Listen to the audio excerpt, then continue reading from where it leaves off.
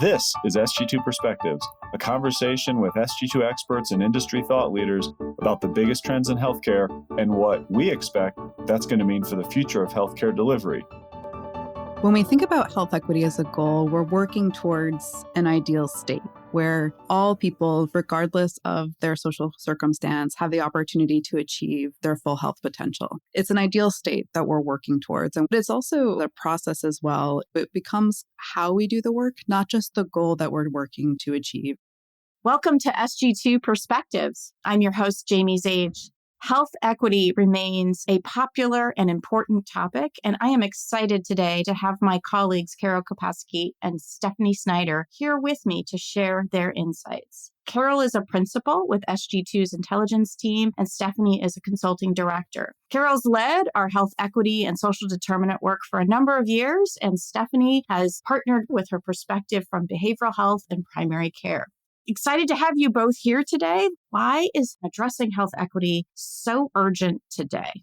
That's a great question, Jamie. The urgency has existed for many years. There's certainly a long legacy of inequity within the healthcare space in our country. The events of the pandemic and certainly the murder of George Floyd really propelled health equity to the forefront of conversation in the healthcare space. And we've seen a really dramatic shift in that acceptance and that promotion of advancing health equity within our health system partners. Increasingly, this is a top priority for many health systems across the country. We've seen this become a focus for strategic planning as well as commitments to anti-racism initiatives and other community partnerships to help advance health equity. Certainly, the events of the pandemic in the last couple of years have accelerated and had put a spotlight on a problem that has existed for a very long time. And what's encouraging to me is that commitment that we're seeing, that consistent commitment from health systems, that this is a priority they're embedding into their strategic plans going forward.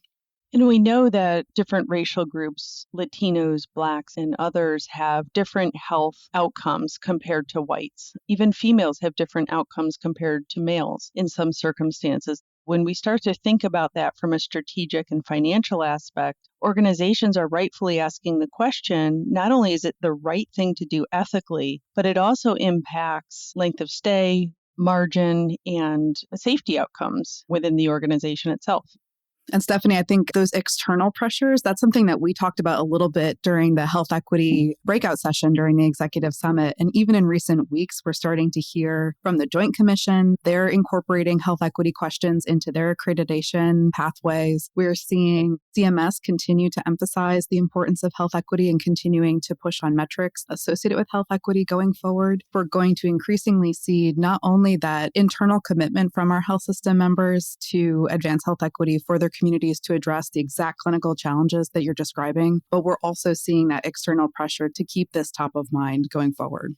One of the things that also we mentioned at the exec summit was the idea that organizations, as they create these downward pressures related to health equity, they're starting to drive a particular narrative. And so the choices really come down to the outside organizations and their pressures can drive the narrative, or we as organizations within ourselves can drive the narrative, which is probably the goal of most of us because we can drive it in a way that makes sense, is more representative of the work that you're doing, and is a more favorable view. That's especially important when we're thinking about some of those pressure points we're seeing on community benefit. We know that there's data suggesting the tax benefit that especially non-for-profit health systems receive continues to lag the tax breaks that they do receive from their communities at the local level as well as the state and federal level. What we're increasingly seeing is that health systems have many ways that they're supporting their communities. They can be supporting them through partnerships with community-based organizations. They can be supporting them through efforts to invest in the community infrastructure, investing in community health initiatives, and those may not be captured in the traditional calculations of community benefit.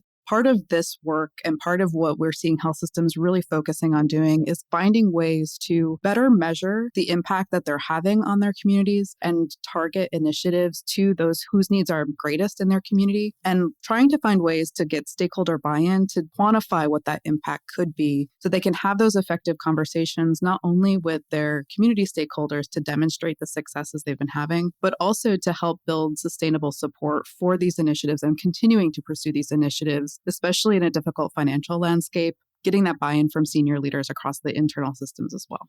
Wow, you talked a lot there about partnering with the community. And I know you both have been thinking about how that needs to evolve. You touched on that a little bit. Is there more that organizations can be doing to shift how they look at their role in supporting health equity in their community?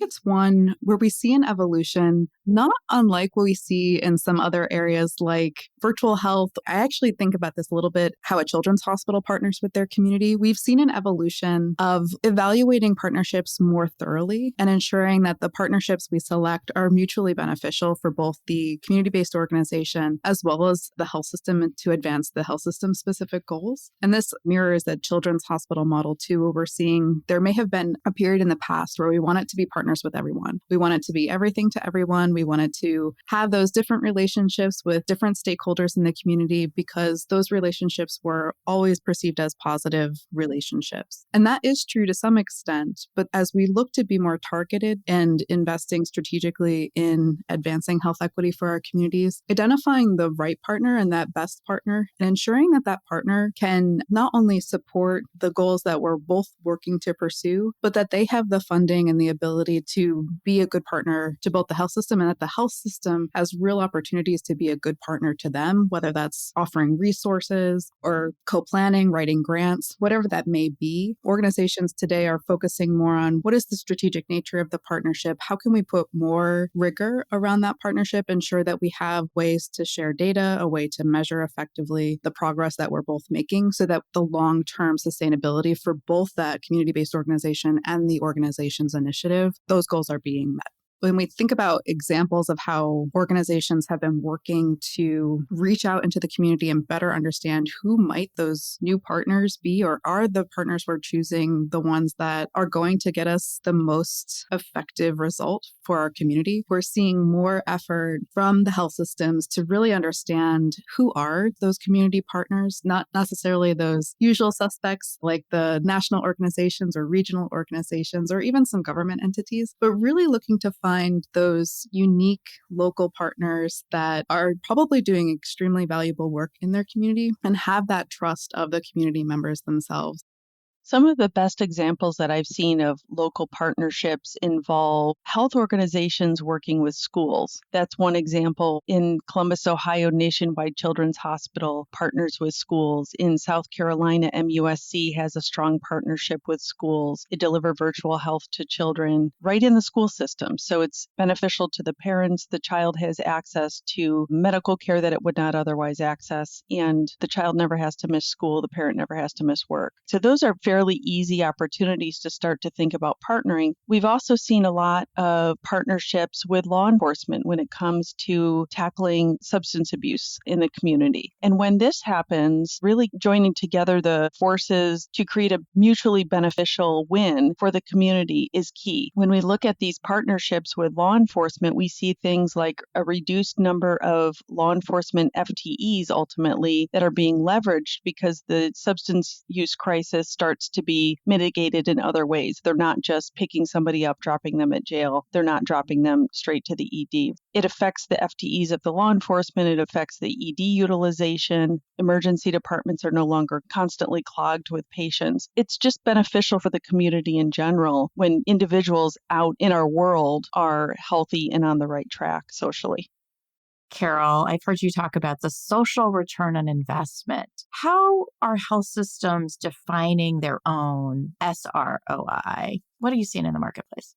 It's a really important question and one that our health system partners are really grappling with today. What we've seen so far is that the drive to leverage our SOI is really driven by needing to demonstrate impact and value to stakeholders both inside the health system as well as outside the health system. For social return on investment, these calculations tend to be pretty complex at this point. So we see organizations who are developing these models working very closely with the external stakeholders in the community to understand the community impact and what are those measures that are important to quantify on the community side, but also recognizing those measures that are important to the health system itself, like reduced readmissions or reduced ER utilization. Bringing together those clinical cost reduction data points as well as metrics that can be tracking employment, like new jobs created or jobs retained, ability for a community to see greater investment or spending in a local area. So the kind of measuring the economic activity that's supported by an initiative is one way to do it. Looking to quantify indirect health impacts. So looking at things like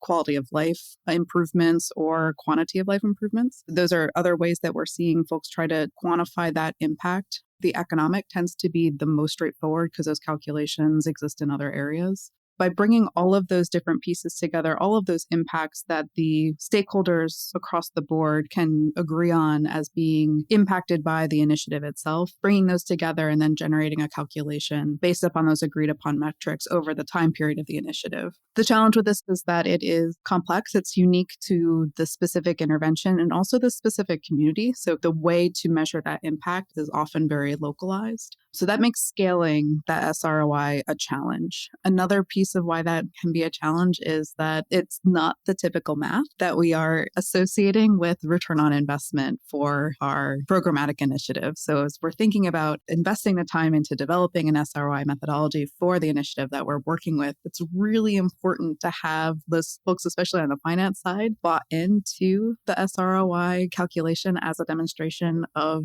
ROI and impact, because it's not necessarily going to be quantifying the traditional contribution margin associated with an initiative. There is a little bit of a culture change necessary to support using the SROI, or another way we're seeing that is the health impact assessment as well. So there's a couple of different methodologies out there. Unfortunately, they're not super straightforward, but they are worth the investment to build that case for sustaining investment over the long term. But the real key is making sure that you have stakeholder buy-in upfront on all fronts for that long-term sustainability.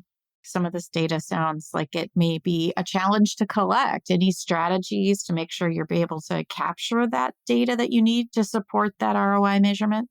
On the internal side, there are increasingly more systems in place. The bigger challenge most health systems face is coming up with data collection training to support the collection of demographic data as well as SDOH or social needs data for the individual patient. So having a consistent approach to collecting that data, ensuring that the folks on the front line who are collecting the data have the necessary training to collect that effectively, and that you're on the back end validating the accuracy of your data are all very critical pieces at the beginning end of that data journey. And that's where we see a lot of folks that we work with at today. We actually see for those nonprofit health systems that do a community health needs assessment, you often are collecting community data reliably through that methodology. And we've encouraged folks to start there with the data you've already brought in-house to complete that assessment. We talk a lot with our members, and there's a great example from Baycare in the Tampa area of Florida, who moved their community health needs assessment beyond that checkbox regulatory commitment to something that was much more data-driven, much more of an investment on their end to ensure that they were collecting really accurate data, and worked with the community to improve the quality of the data they were collecting, especially on the survey data side. That effort, that commitment to collecting, especially community feedback data or survey data in a consistent way that's also representative of the community, you're largely doing a lot of that work already. So we strongly encourage that being a good place to start. There are many other data sources that can work to provide some insight into community data. And on the Vizient side, we have the Vizient Vulnerability Index, which can help organizations really understand the unique social determinants at the zip code level for their community. We certainly have a favor of that index to better understand community need. Having that consistent approach is really the key to bringing these different data pieces together, knowing what you're trying to measure and what that outcome is, and then having the flexibility to iterate as you're working to make sure that you can adjust what you're measuring over time and confirm that what you're measuring is helping you get to the goal of your initiative. Circling back to the SROI discussion, some organizations would think, if I want to quantify the social impact, to add that to the traditional ROI margin, how do I do that? That's when it gets a little bit trickier. And so organizations like Bon Secours have been able to quantify that through assigning proxy values. And those proxy values came through a number of sources: secondary research, government databases, again, talking to stakeholders and getting their buy-in and helping to assign values together as a community. And through that, they were able to really develop that concept of SROI, which again helps measure the return on investment as well as the social impact that you're having on your community. We know that it's more than just money in and money out. When we're developing these programs, it really has significant impacts on the community, and it's important to take a look at that as well. One of the other concepts that I've heard you introduce is this idea that health equity is more than just a goal. It's also a process. Tell us a little bit more about that, and how can we embed health equity in that strategic planning piece and those operational activities to make it more of that process? When we think about health equity as a goal, we're working towards an ideal state where all people, regardless of their social circumstance, have the opportunity to achieve their full health potential. It's an ideal state that we're working towards, and we're working to alleviate those inequities that prevent people from being able to achieve that ideal health state. When we think about it as a process, taking the time to apply a health equity lens to all of the work that we're doing, it becomes how we do the work, not just the goal that we're working to achieve. If you think about that as an example, when we're starting to do some of our market analysis, speaking to the strategic planning audience here, when we start to evaluate the placement of an asset within a new market or considering a new market to enter into for outreach or improved access, our typical go-tos are to look for population growth. What's the demographics growth look like? What is the income available in that community? Is it a kind of well-resourced community from an income perspective? What's our commercial pay percentage? So what is the payer mix, and is it favorable in that community? And then also looking at what is the service growth projection? So are we expecting the demand for the service we're hoping to provide to be growing in that market that we're evaluating? What we would encourage our strategists to do to apply a health equity lens is to take that analysis a step deeper and maybe ask some additional questions to help make those decisions about where's going to be the most impactful place to consider placing an asset. Things like when we're looking at demographic data, can we actually look at different demographic groups? Are there unique opportunities for specific demographics that may not be historically served as well by our health system in the past? Is there any social needs that are not being met in that community? Or do we have a food desert or a healthcare desert that we could be looking to alleviate by strategically placing an asset or pairing the asset with additional resources? What is the transportation situation like in the market that we're considering? Are we going to need to plan for supplemental transportation because we don't have a robust public transit system, or we know that in that community, access to cars is less readily available than it is in other markets? Are there solutions that we can either be putting in place alongside the healthcare access point that we're looking to place there? Or is there an opportunity to place a resource in an area that's been historically under-resourced so we can ensure that populations that may not be as well served by our system today can be better served in the future? It's in some ways asking the question and taking that time to look into where are there disparities today in how we're serving our patients, and then digging a little bit deeper to understand, is the source of that disparity rooted in an inequity that we can work to address? Or is it a disparity that we're going to just be aware of and acknowledge, but could be rooted in just, for example, disease prevalence trends? It's taking that extra time, beginning to disaggregate our data to better understand who are the different populations that we're serving and how are we serving them, and is there a difference there? And then working to understand what is the root cause of those differences that we're seeing. If there were one key thing that you would have our listeners do to advance their health equity strategy, what would it be? I think the one big thing that we've learned over the last year working with members is that a small step is better than no steps. Advancing health equity is a journey that we strongly encourage all of our members to undertake. At the same time, there's a lot of opportunity to act, and attempting to solve all of the problems or seize all of the opportunities that are available is going to be difficult to sustain long term. Building from positions of strength, knowing what you do well today, and beginning with a step that allows you to capitalize on your successes and allows you to act quickly to make an impact is, in the long term, going to lead to more steps forward and a more sustainable path towards advancing health equity, as opposed to trying to go too big too fast. Much like we say with other strategic planning exercises, this is a stepwise process. We want to take that first step on the journey, but we want to make sure that each step forward we take is supported by the work that we're doing today. Small steps and building those competencies is the point I would love people to take away.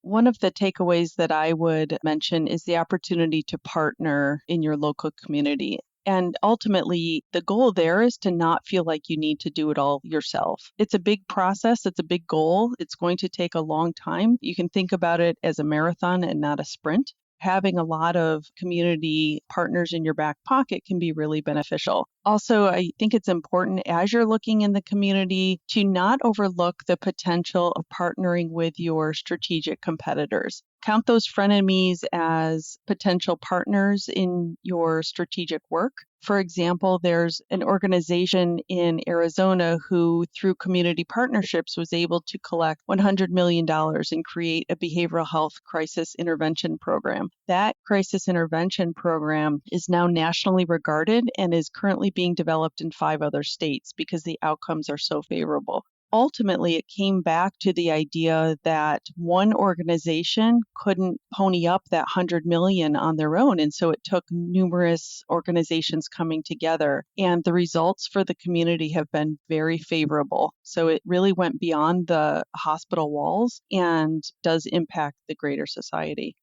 Thank you both so much for your time today. Karyl and Stephanie, it's always a pleasure to have you on Sg2 Perspectives. I'm sure our listeners appreciate all the insights that you shared with us today. Thanks so much for listening to Sg2 Perspectives. As always, I really value your feedback, input, comments, or ideas for episodes, and you can reach us at sg2perspectives@sg2.com. Additionally, I recommend that you check out some of the other Vizient podcasts, which cover a range of clinical and operational areas. Those can all be found at vizientinc.com/podcasts.